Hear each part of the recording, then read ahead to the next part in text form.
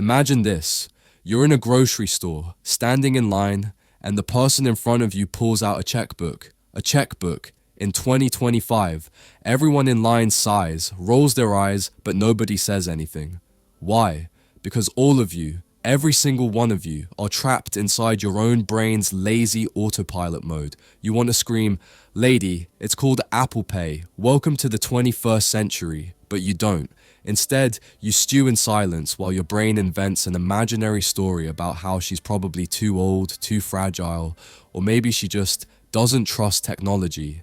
That little voice in your head that instantly made up a backstory for this stranger. That's what this book is about. Not checkbooks, but the fact that your brain is running a scam on you every single day. You're not rational, you're not logical, and honestly, most of the decisions you think you chose, your brain made them before you even realized what was happening. That's not an opinion, that's science, and today we're ripping your brain apart, piece by piece. This video falls under the Fair Use Act. It's for educational purposes only. I'm not here to replace Daniel Kahneman's thinking fast and slow. I'm here to rip it open, drag it into the real world, and slap you in the face with the parts that matter. If you want the polished version, go buy the book. Seriously, buy it. Kahneman deserves it. The guy won a Nobel Prize in economics in 2002 for this stuff. So who is he?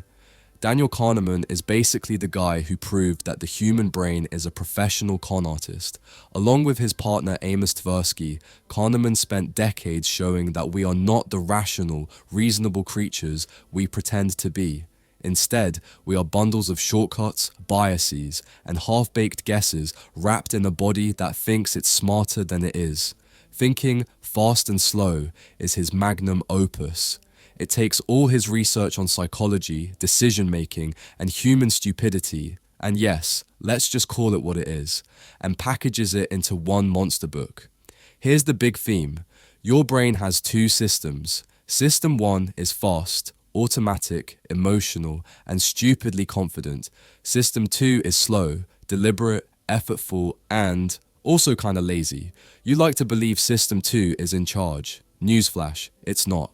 System 1 is driving the bus while System 2 naps in the back seat, drooling on itself. And that's why you constantly screw up decisions in your life, from money to relationships to politics. Kahneman's entire mission in this book is to hand you a mirror, not a polite, flattering mirror, a harsh one, the kind of mirror that says, you're not as smart as you think you are, you're predictable, biased, and laughably bad at judging reality. But here's the thing. Once you see the trap, you can at least start to climb out. So buckle up, because we're about to break this book into its biggest ideas, the ones that expose how your brain actually works. And spoiler alert, you're not gonna like what you see.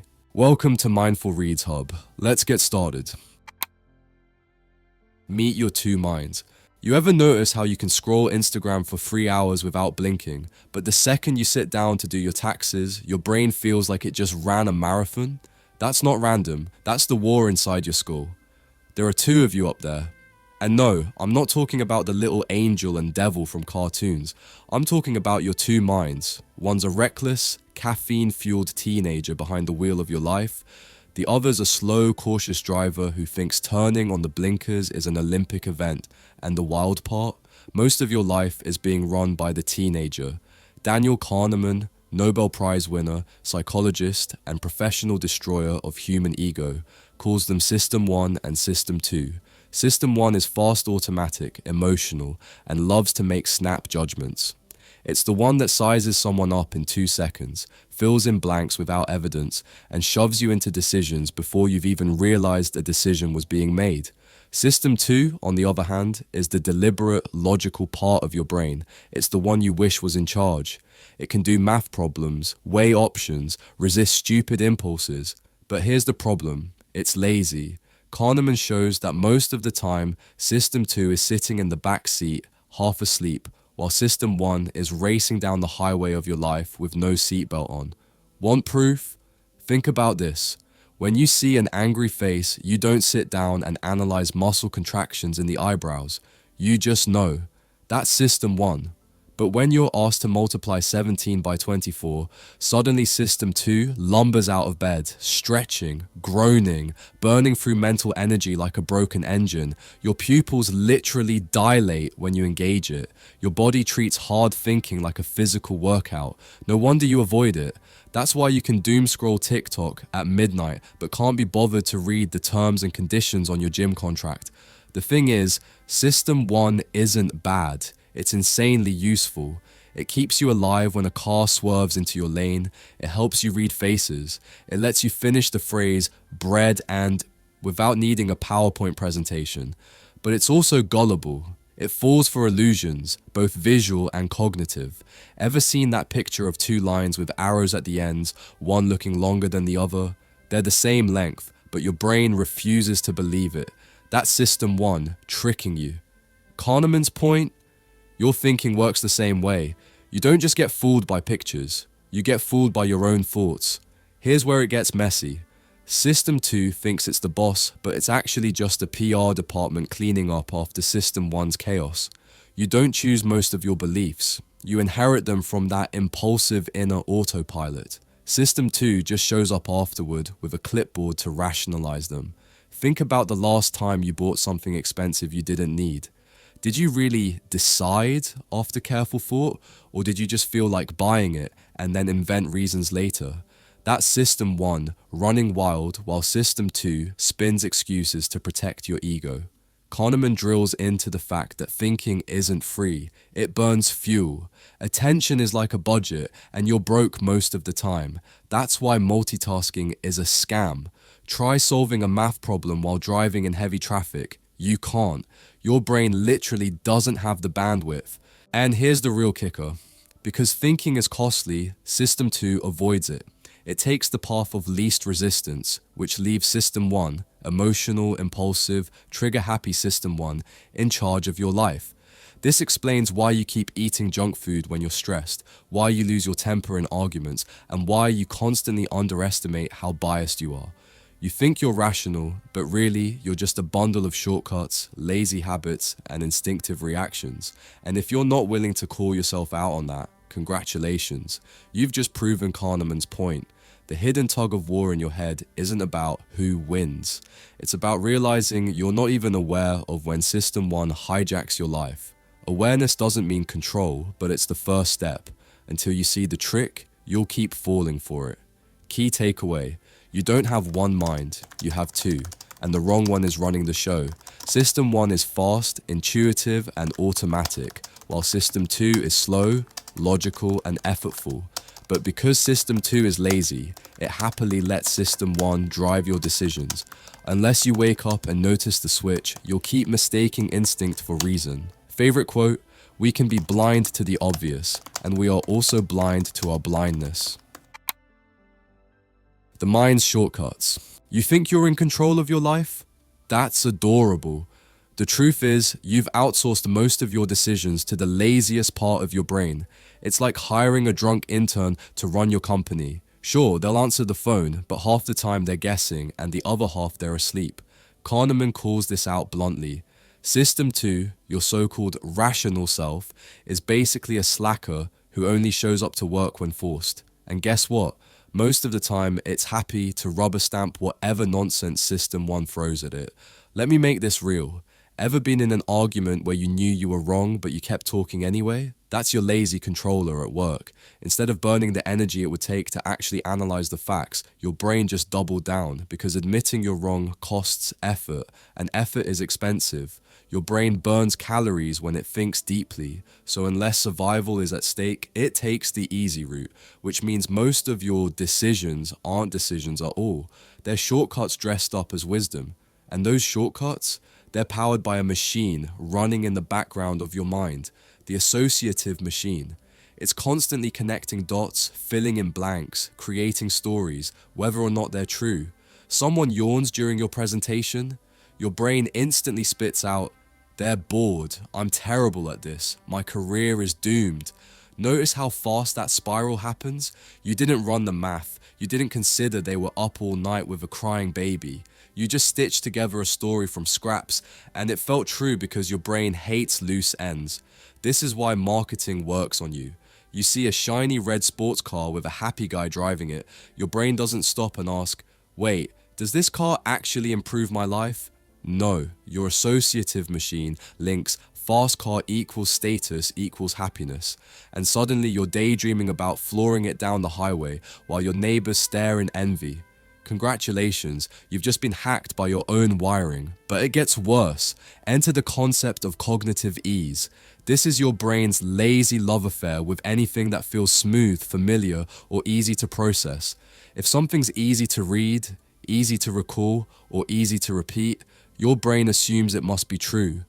That's why lies repeated often enough start to sound believable, not because they're backed by evidence, but because they're familiar.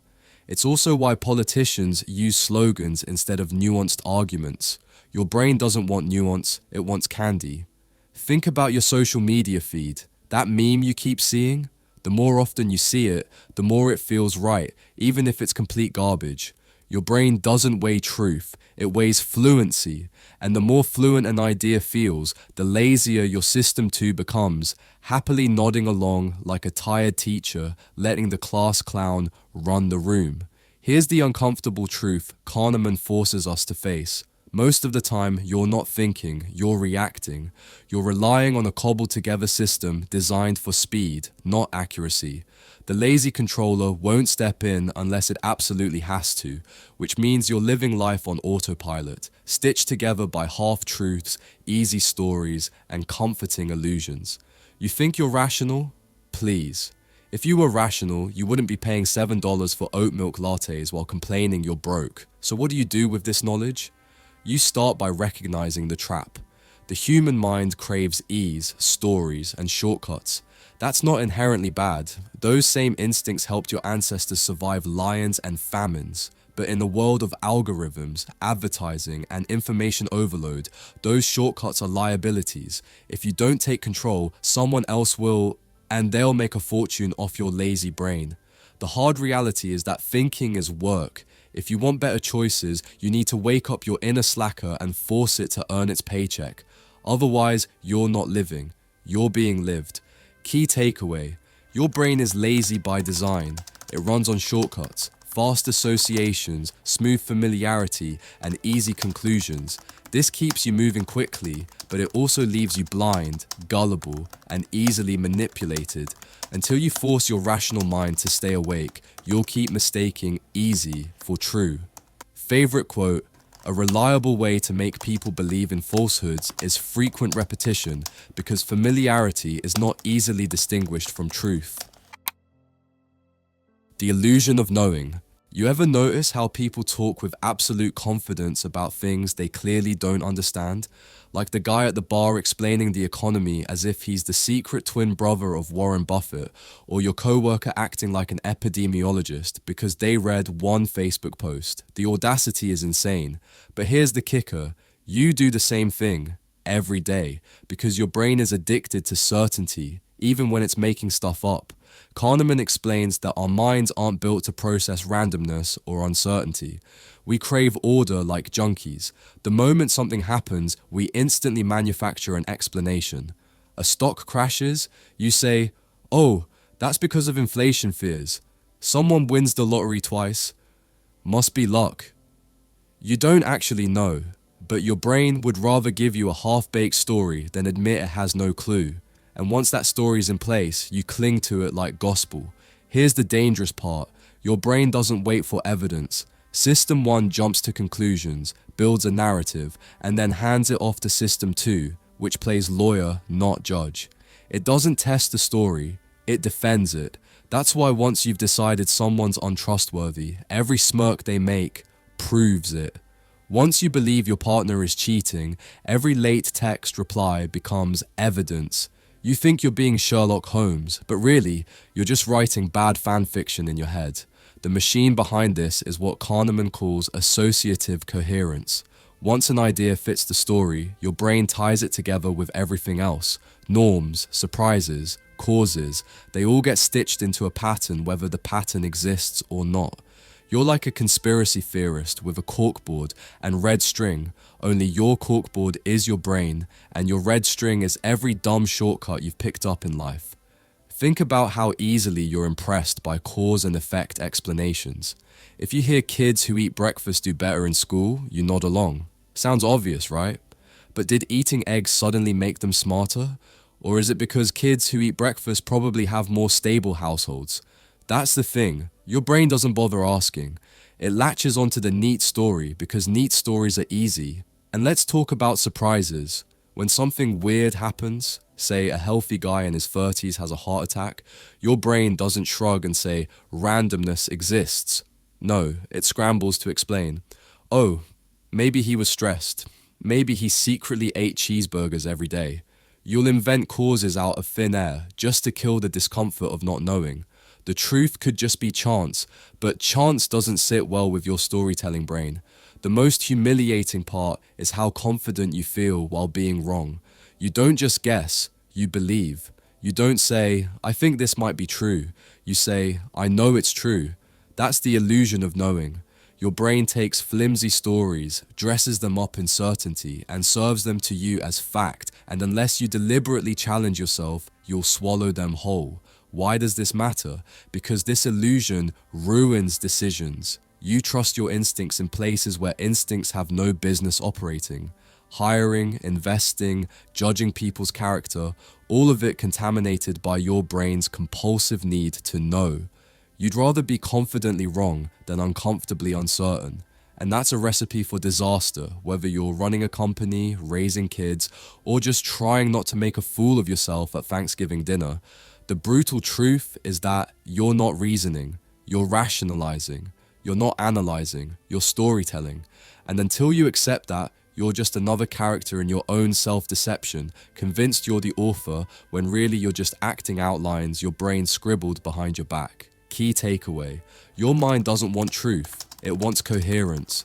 The brain jumps to conclusions, invents causes, and stitches random events into neat little stories, then convinces you those stories are reality. You don't actually know most of what you claim to know.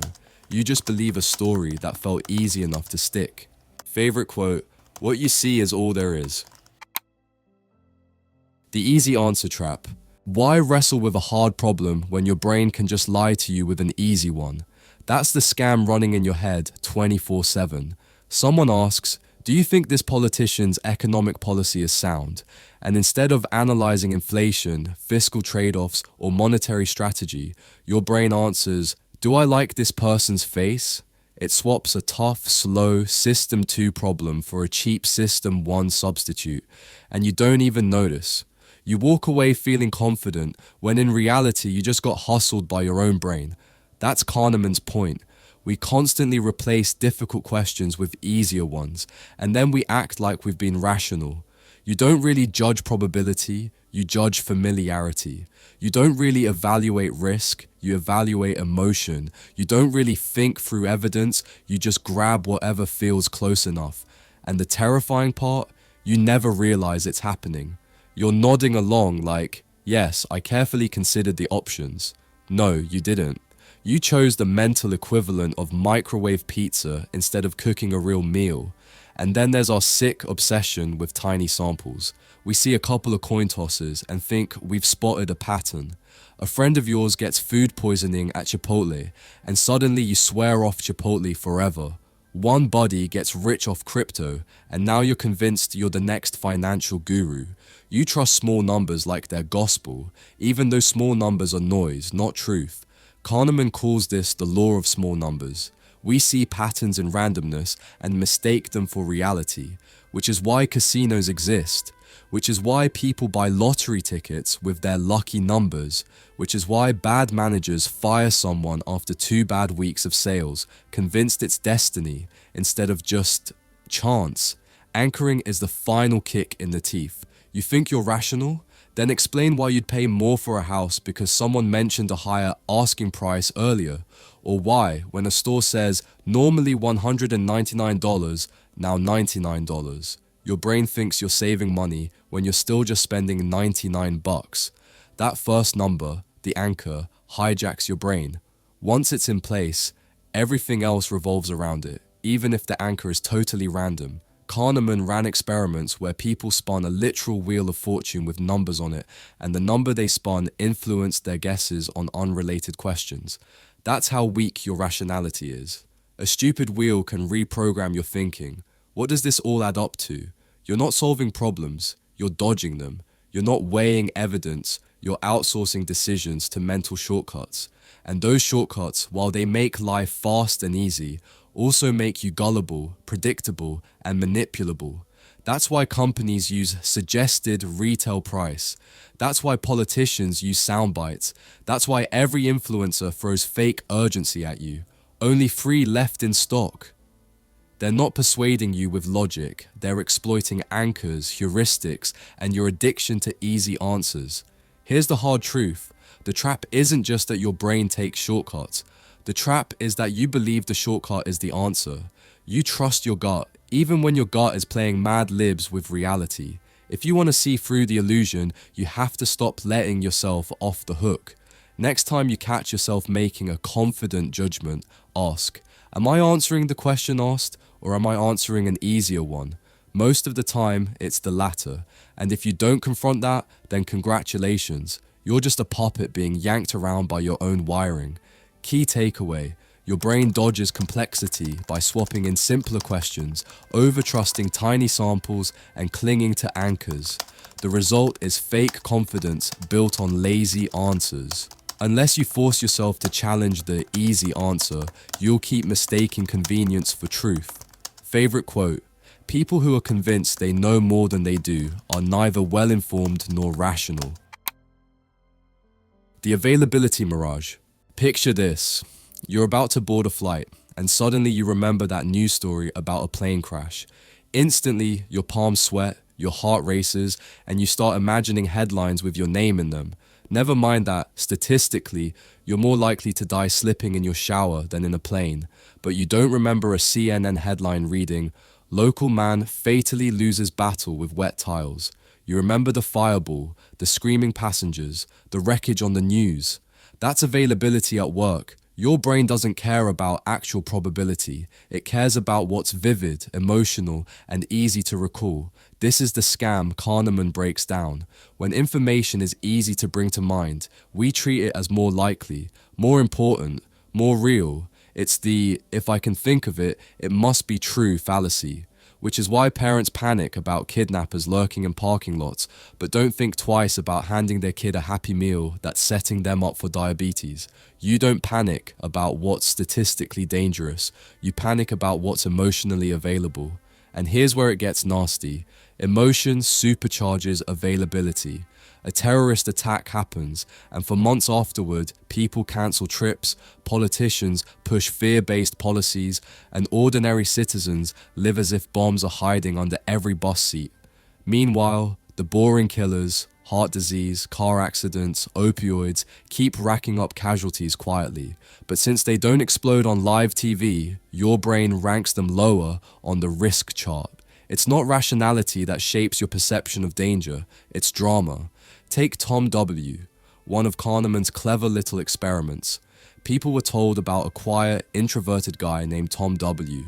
and asked to guess his field of study. Most guessed library science because the stereotype introvert equals librarian was easily available. Never mind that statistically, there are way more business majors than librarians. The base rate didn't matter. What mattered was the story that popped into your head fastest. That's how your brain cheats you. It ignores math, ignores reality, and chases whatever feels intuitively right.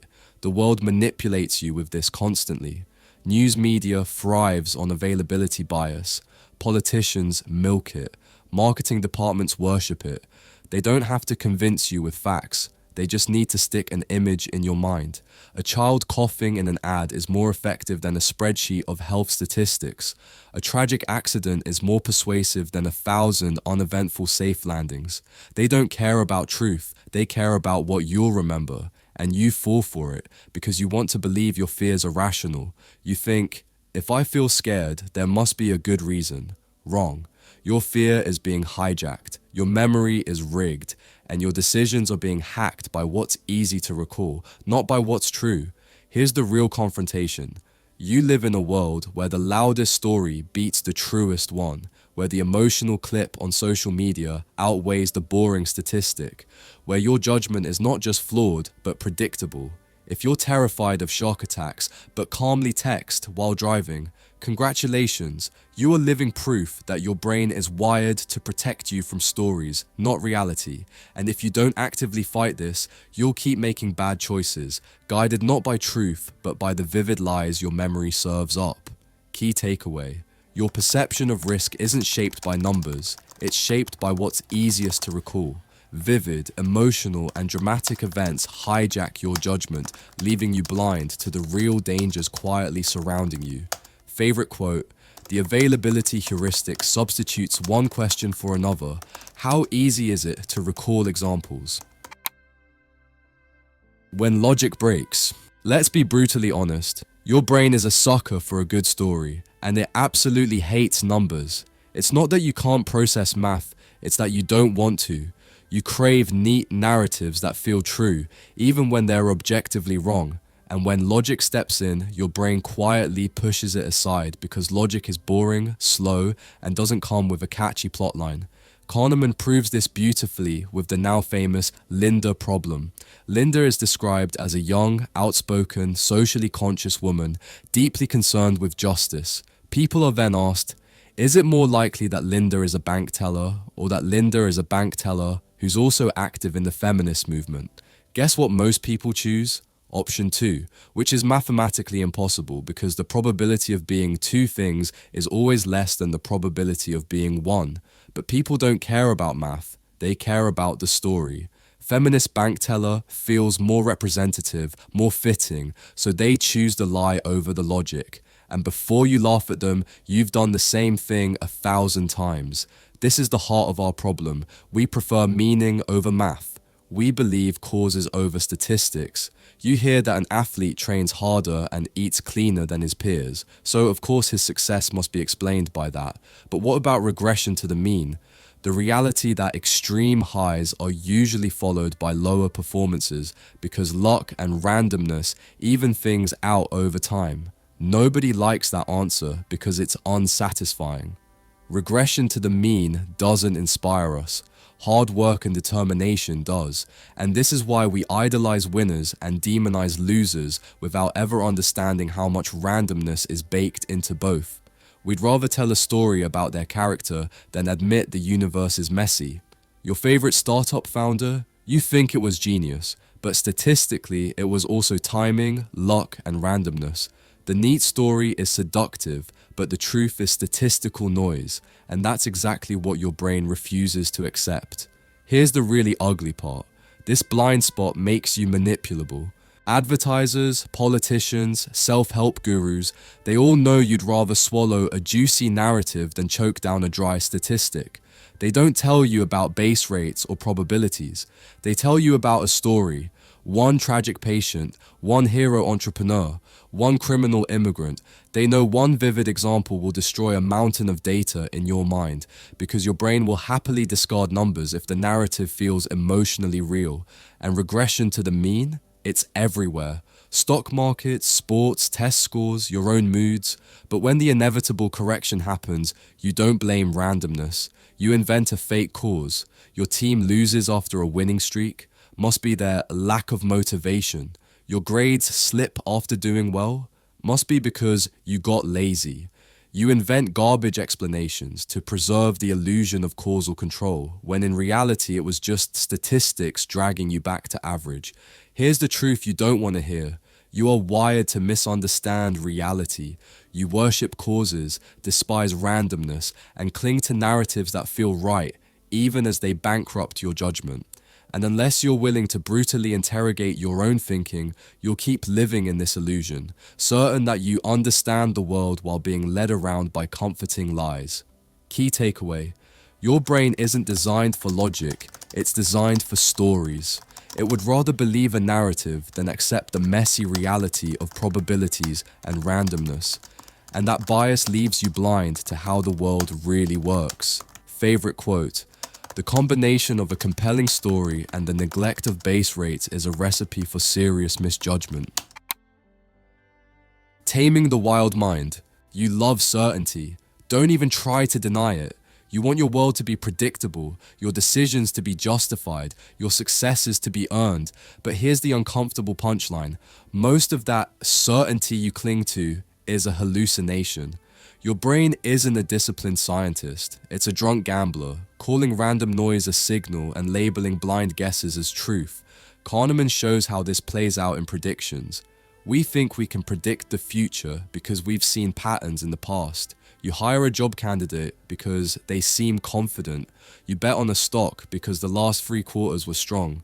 You trust your gut because it feels so damn convincing. But reality doesn't work that way. Confidence isn't competence, and streaks are usually just randomness in disguise. Still, your brain craves patterns so badly that it turns coincidences into inevitable trends. The illusion gets worse. We convince ourselves that because we can explain the past, we can predict the future.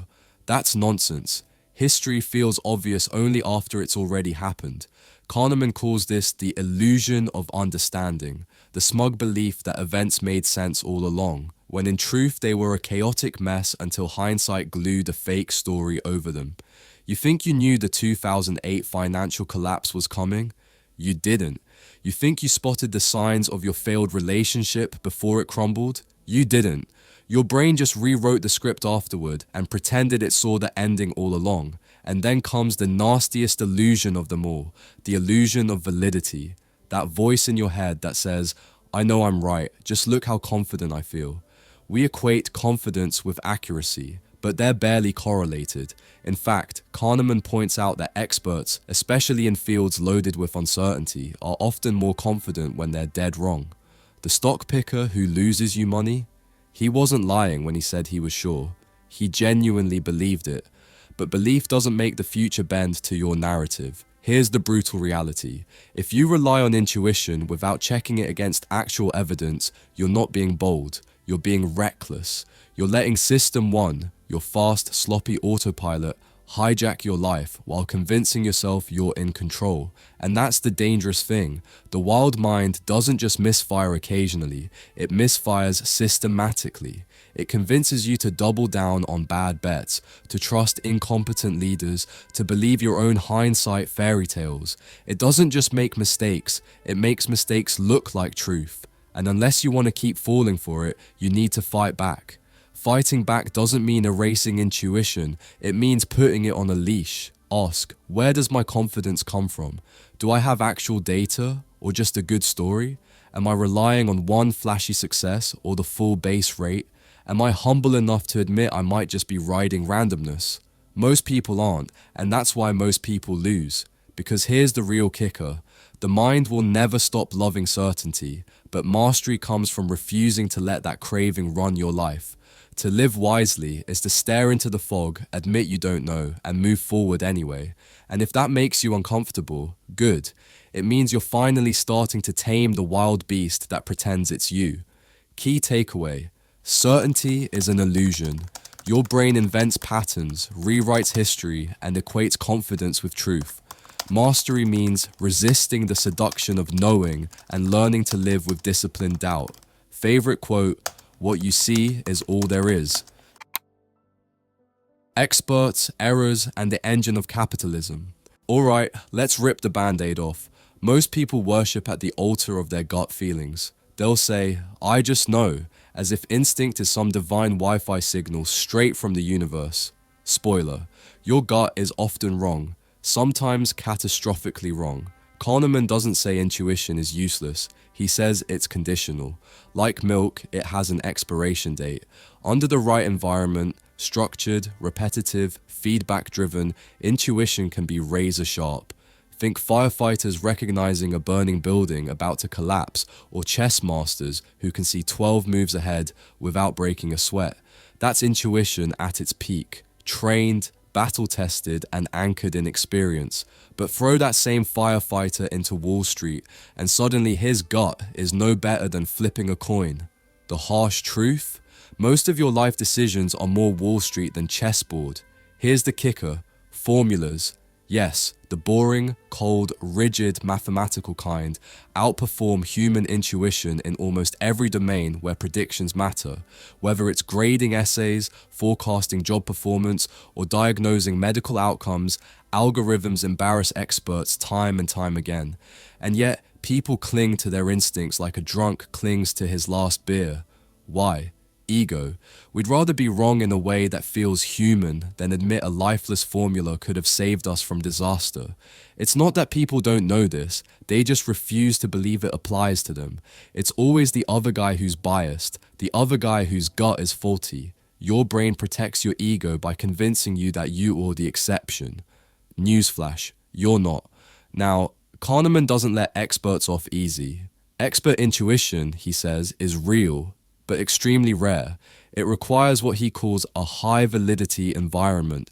That means stable rules, repeated practice, and clear feedback. A master surgeon operating day after day develops it. A seasoned pilot flying thousands of hours builds it. But stock traders, political pundits, startup founders hyped on their own charisma, forget it.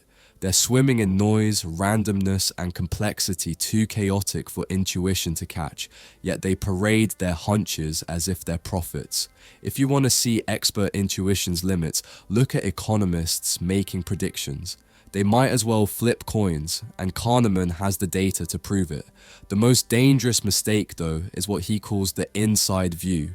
It's when you judge your own project or decision based on the story you've built in your head instead of looking at actual data from similar cases. You convince yourself your startup is different because you're passionate. You think your marriage will beat the odds because we love each other. You believe your project will finish on time because we've worked hard. Reality check. The base rates, the historical data of people like you, say otherwise. The outside view, grounded in statistics, is brutal but accurate. Ignore it and you're not bold, you're delusional. And this is where the confrontation gets personal. People like to imagine they're rational operators, but when push comes to shove, they'd rather trust a warm, fuzzy hunch than cold, hard numbers. That's why casinos exist. That's why failed businesses pile up. That's why investors keep chasing the next big thing and losing their shirts.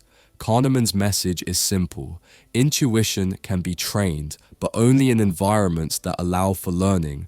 Everywhere else, stop pretending. You need formulas. You need data. You need to stop lying to yourself about being special. Key takeaway: your gut is not magic. It's either trained in the right environment or it's a liability. Unless you're a chess master, firefighter, or surgeon, trust data over instinct. Favorite quote: intuition cannot be trusted in the absence of stable regularities in the environment. The gamble of life. Picture this. You got a friend who swears they're bad with money. They say it like it's their horoscope. I'm a Pisces, I'm indecisive, and oh yeah, I'm terrible with money. But here's the truth. You're not bad with money, you're bad with reality. And worse, your brain has been hardwired to screw you over. That's what makes this so dangerous. The mistakes you make with money and risk aren't just random screw-ups, they're predictable. They're baked into the very architecture of your mind. Which means unless you wake up to it, you're not just unlucky, you're complicit. This is where the illusion kicks in. See, for centuries, economists treated human beings like we were these perfect calculators, rational agents, people who weigh costs and benefits like robots before making decisions. But if that were true, casinos would be out of business, credit card debt wouldn't exist, and nobody would buy lottery tickets. Reality check. We don't think in terms of probabilities. We think in terms of feelings. The pain of losing $100 feels way bigger than the joy of winning $100. And that single glitch explains why so many people stay broke, gamble badly, and make disastrous financial choices. Kahneman goes straight for the jugular here, dissecting one of the most dangerous lies in economic thought, Bernoulli's theory of utility. Bernoulli thought people made rational choices based on expected outcomes. Sounds nice on paper, but here's the problem. He assumed the value of money is stable in our minds, but it's not.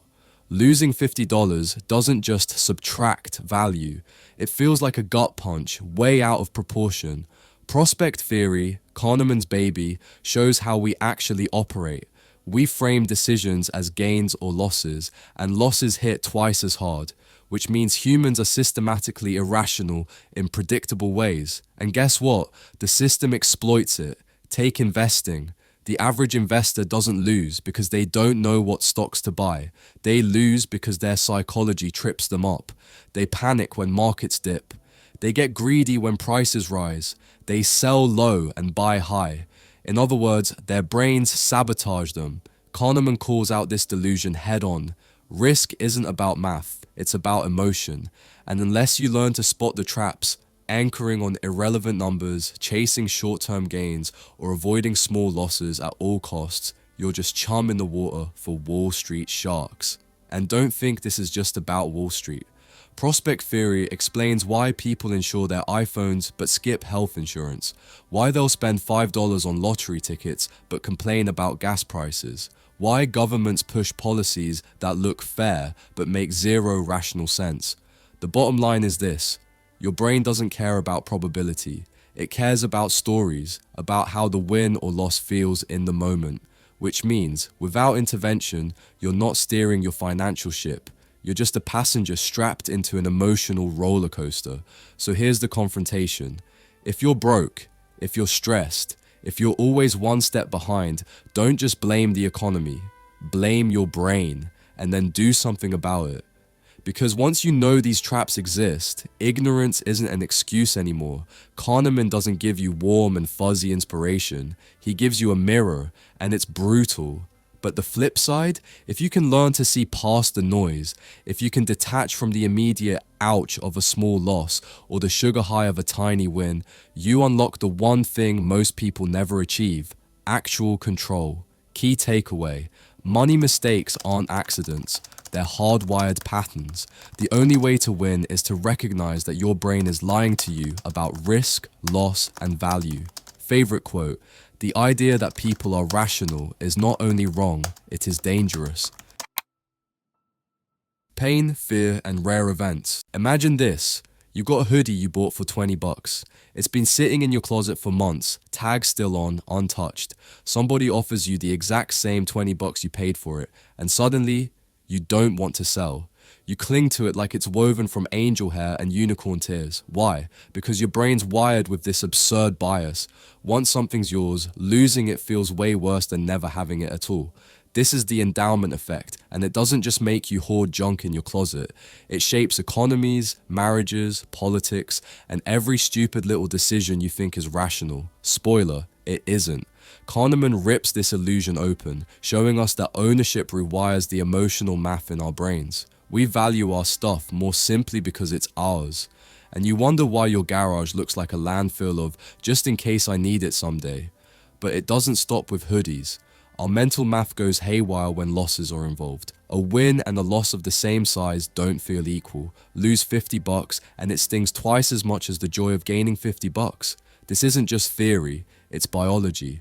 Our brains are fear factories, tuned for survival, not happiness. Back when our ancestors were dodging lions instead of traffic tickets, it made sense. One mistake meant death, so our brains evolved to scream louder at potential losses than potential gains. But fast forward to now, and you're flipping out over a dip in your crypto wallet or panicking about losing followers on Instagram. You're basically letting Stone Age wiring dictate your modern life. And here's the really ugly twist. Because we hate losses so much, we'll torch massive amounts of money, time, or sanity just to avoid them. Think about gamblers chasing their losses, throwing good money after bad, or the employee clinging to a toxic job because quitting feels like admitting defeat. Kahneman calls out this insanity with the fourfold pattern, which explains how we misjudge risks depending on whether we're staring at potential gains or losses. We become reckless with losses, but cautious with gains. Translation: you play it safe when you should take a chance, and you double down like a lunatic when you should cut your losses. If you've ever held onto a sinking stock because it'll bounce back, congratulations, you've been mugged by your own psychology. What's worse is how these biases don't just mess with you, they scale up. Entire markets crash because masses of people can't stomach short-term losses. Elections swing because voters fixate on what they're scared of losing rather than what they might gain.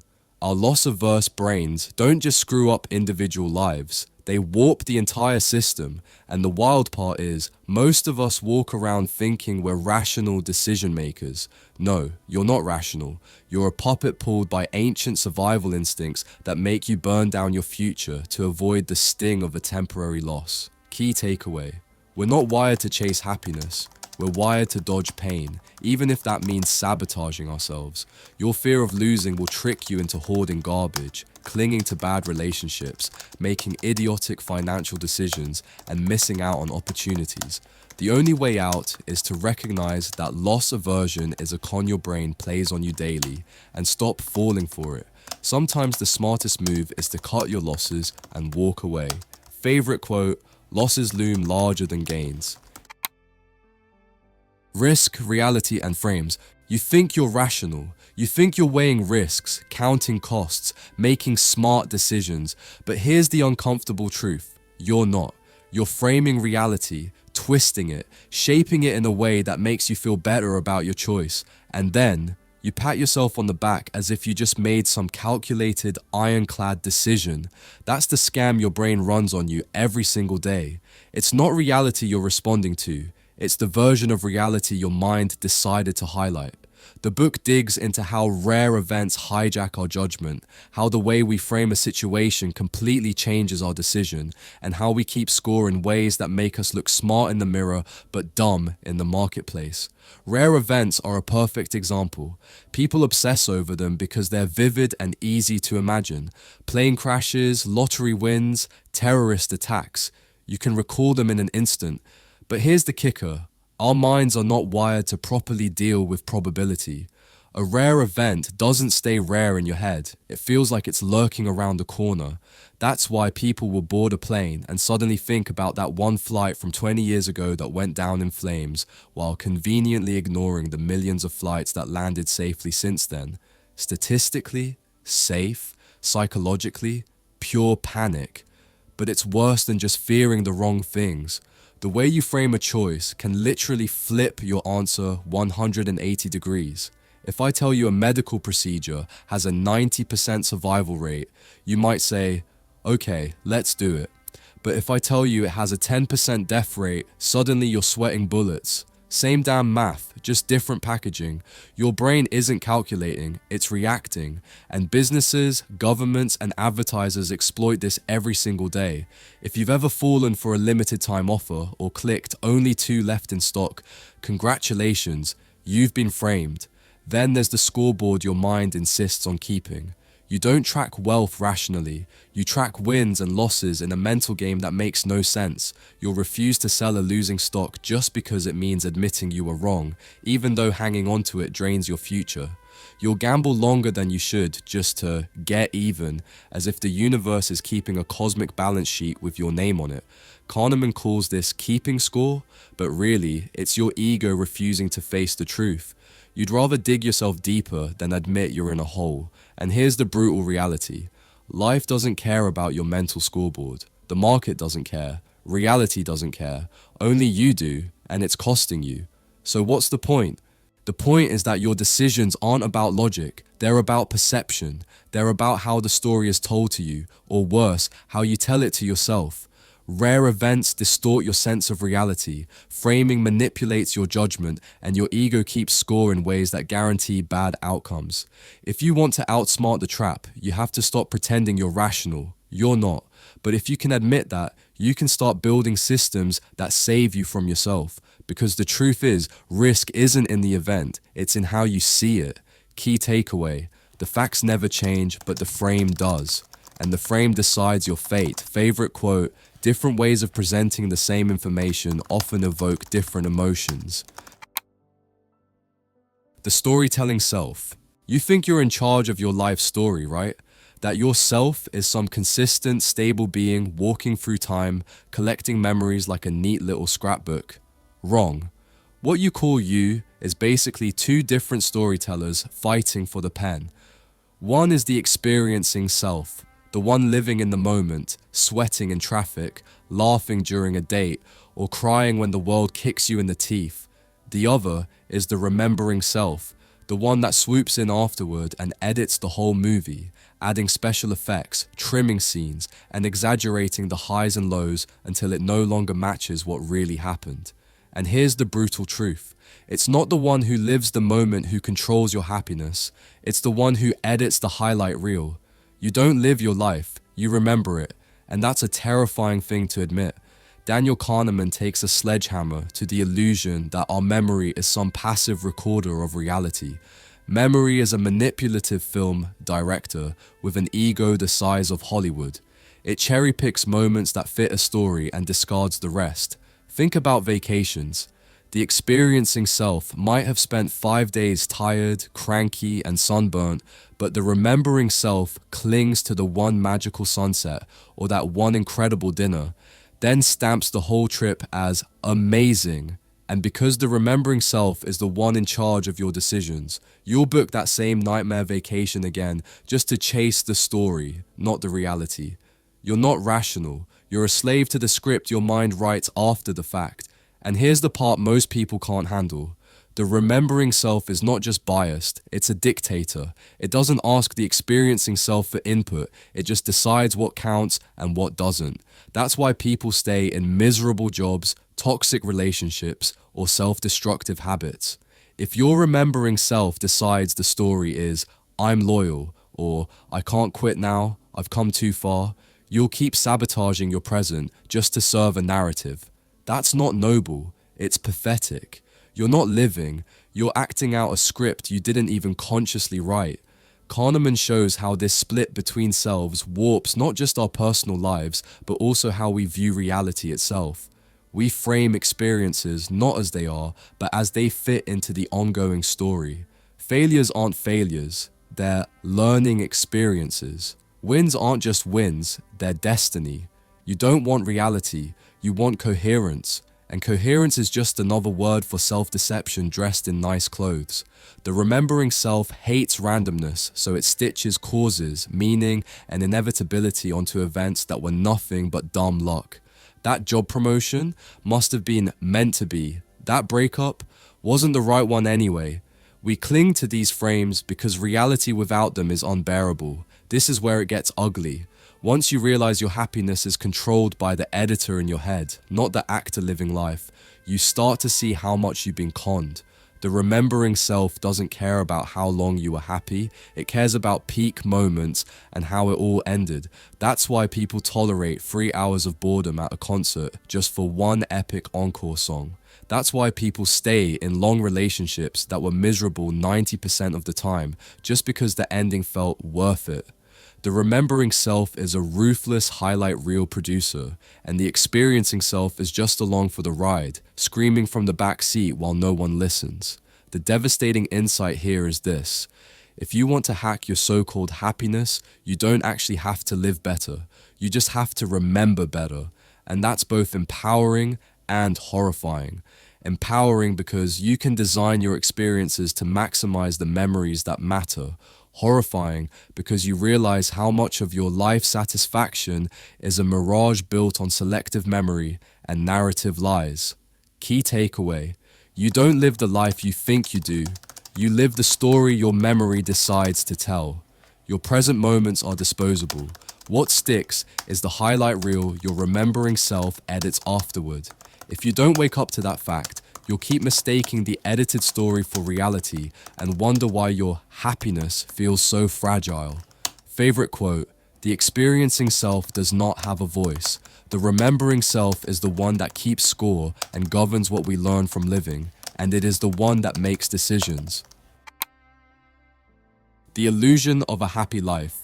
Alright, let's wrap this book up the way it deserves, with the brutal honesty most people avoid because it hurts too much. Everybody says they want happiness. They chase it, post about it, buy it in the form of vacations, handbags, cars, or some overpriced self-care nonsense. But here's the uncomfortable truth. You're not actually chasing happiness. You're chasing a story, a narrative you'll later tell yourself about being happy. And that difference between the life you actually live and the story your brain decides to remember is the great scam of human existence. Kahneman rips into this with precision. He separates your life into two selves, the experiencing self, which lives in the moment, and the remembering self, which edits, rewrites, and curates the highlight reel afterward. And guess who's in charge when you decide whether your life is happy? Not the poor bastard actually living it, the one who suffered through traffic, deadlines, and awkward family dinners. No, the judge is the remembering self, who cherry-picks a handful of moments and slaps a label on your entire existence. That's why people can describe a vacation as the best ever, even though 90% of it was airports, long lines, and sweating in the sun. Your remembering self edited out the misery because it doesn't fit the story. Congratulations, your brain is a PR manager, and a crooked one at that. Now here's where it gets confrontational. You live most of your life serving this fraud. You take jobs, stay in relationships, spend money you don't have, all so your remembering self can build a nicer looking scrapbook. You don't live for the present, you live for the imaginary voice that will one day say, "That was a good life." And the tragedy? That voice lies. It lies because it values peaks and endings over the truth. Your wedding day, a great meal, a killer concert, they weigh heavier in memory than the endless grind in between. The result? You can live a miserable, anxious, stressed out existence, but as long as you sprinkle in some flashy highlights, your remembering self will still tell you that you were happy. Think about how insane that is. You could be chronically dissatisfied in your daily life, but if the story is good enough, you'll convince yourself it was worth it. That's not happiness, that's propaganda. Kahneman calls out the trap with experiments on experienced well-being versus life satisfaction. Experienced well-being is how you actually feel, moment by moment. Life satisfaction is the story you tell about your life when asked to rate it. And shocker, they don't line up. People report being happier when their income rises, but only up to a point. After around $75,000 a year, more money doesn't make your daily experience better, but it does juice up your remembering self's story. I must be successful. I make 6 figures. You don't feel better, you just brag better. And here's the gut punch. If you don't confront this, you'll waste your life chasing story points instead of real joy. You'll post vacations you didn't enjoy, smile in pictures you hated taking, and look back on a life that seemed good, but never actually felt good. The remembering self is not your friend, it's a manipulator. It doesn't care about your actual life, it cares about narrative coherence. A miserable climb with a photo on the summit will count more in memory than the hours of suffering it took to get there.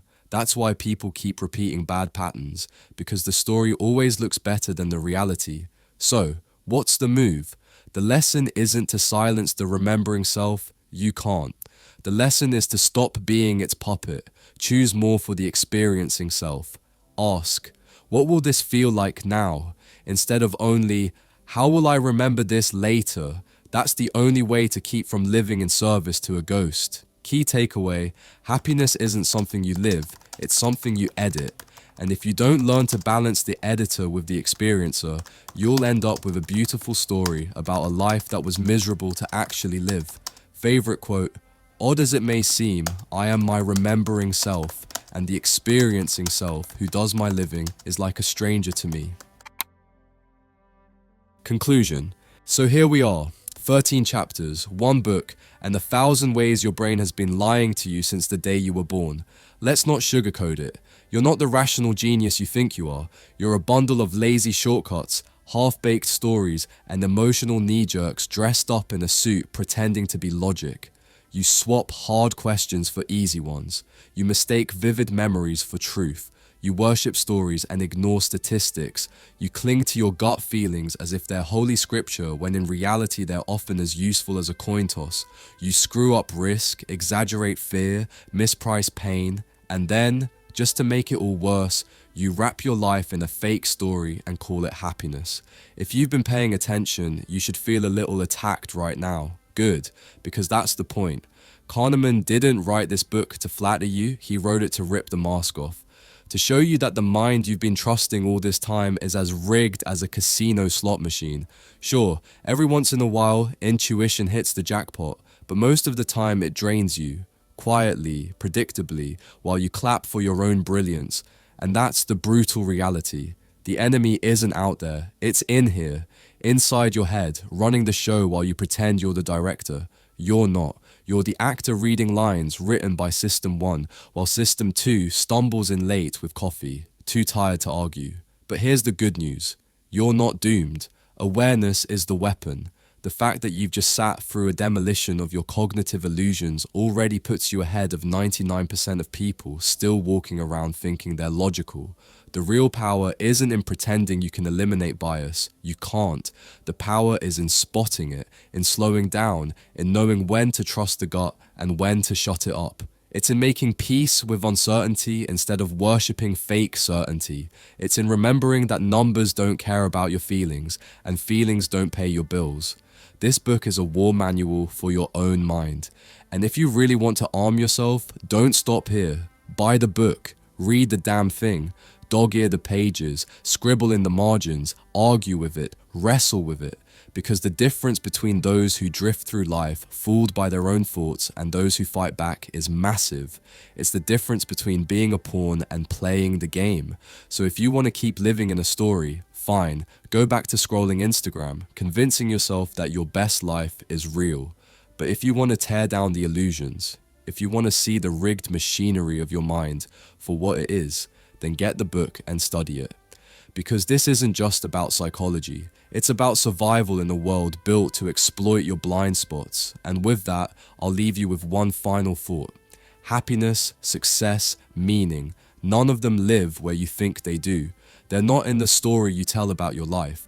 They're in the messy, unedited moments you actually live. Learn to see them, learn to fight for them, and never ever trust your brain just because it feels right. This is where we stop. But your real work, that starts now.